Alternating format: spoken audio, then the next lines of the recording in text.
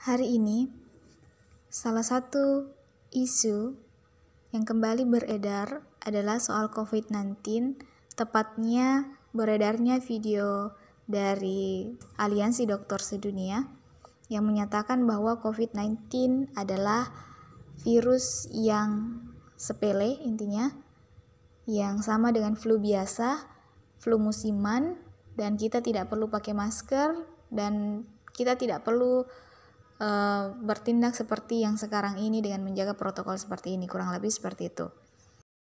Oke, these are my point of view. I'm not a doctor. I'm not a scientist. Saya bukan dokter, saya bukan ilmuwan, itu bukan bidang saya. Saya juga bukan siapa-siapa, hampir tidak terlihat. But I'm trying to think a lot over everything I found. Is it critical thinking? I hope so. Yes, I'm trying. Karena makin hari, berita dan cerita juga makin menjadi.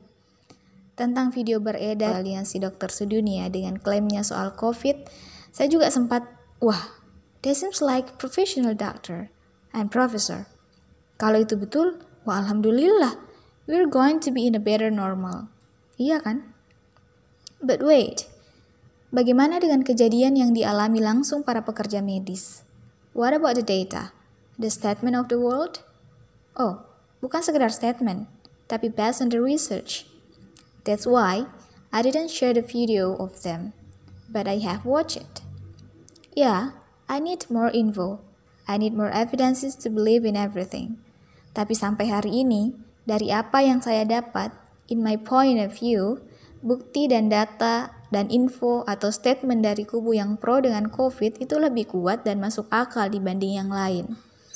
And yeah, personally, saya memang percaya dengan makhluk kecil imut yang satu itu.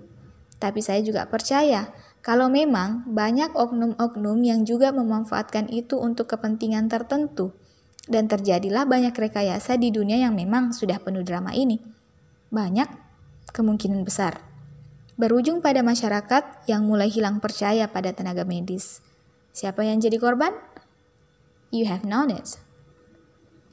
Untuk membantu otak saya supaya nggak makin buntu atau supaya nggak gampang percaya dengan yang beredar, saya follow akun-akun informatif dan bisa memberi asupan positif ke kepala saya. Karena kalau kita bicara soal dunia maya, memang kalau kita pro atau kontra terhadap sesuatu, kemudian menemukan satu video, foto, statement, atau apapun yang mendukung, yang sehati, kita akan langsung percaya sebagai bentuk pembelaan, setidaknya ke diri sendiri. Tapi kembali lagi, nggak oke rasanya kalau kita membuat kesimpulan dari satu hal saja yang kita dapat? Apakah ini sok kritis? No, cuma menyelamatkan diri sendiri. Mungkin juga orang lain dari virus mematikan hari ini. Virus hoax, ampuh mematikan nalar. Kembali soal WDA. Hari ini saya menemukan banyak sekali sanggahan soal itu. Tapi kalau kita coba lihat pakai kacamata positif, bisa saja ya. Video itu dihadirkan untuk mengurangi kecemasan masyarakat tentang peningkatan kasus dan bahaya COVID-19 karena jelas memang kalau takut, stres, dan depresi akan mempengaruhi imun tubuh. Tapi negatifnya, yang dulunya memang kontra akan langsung bersorak dan makin menjadi. Yang dulunya pro mungkin saja akan segera abai dengan protokol. Siapa lagi yang jadi korban?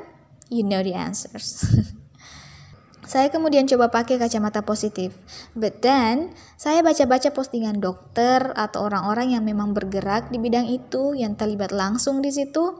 Dan saya lihat banyak sekali sanggahan soal videonya, disertai dengan data ilmiah dengan hasil penelitian.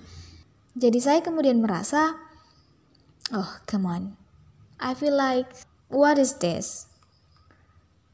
Dan yang kemudian membuat kepala saya ikut-ikutan berpikir keras adalah setelah membaca bahwa WDA ini ternyata baru terbentuk September lalu. Bulan lalu loh, 2020 September. Atau juga tentang Profesor Dolores, salah satu yang bicara di situ, ternyata terakhir menerbitkan artikelnya 2016 lalu. 4 tahun yang lalu loh, dan sampai hari ini belum ada artikel baru yang pernah diterbitkan. Pun terlebih lagi tentang video penangkapan atau mungkin diamankannya Dr. Heiko yang merupakan ketua WDA. What's wrong? Siapa yang kemudian perlu dipercaya? Siapa yang kemudian disalahkan? I'm thinking a lot. Masih. Wallahu alam. Semoga kita terjaga dari apapun itu. Amin. Allahumma amin. Bingung wajar. Pusing silakan. Mau biasa-biasa saja juga it's okay. Itu hak. Tapi critical thinking sepertinya harus tetap diimprove. Setidaknya untuk menjaga diri sendiri. Kita tahu bagaimana penyebaran informasi hari ini yang begitulah.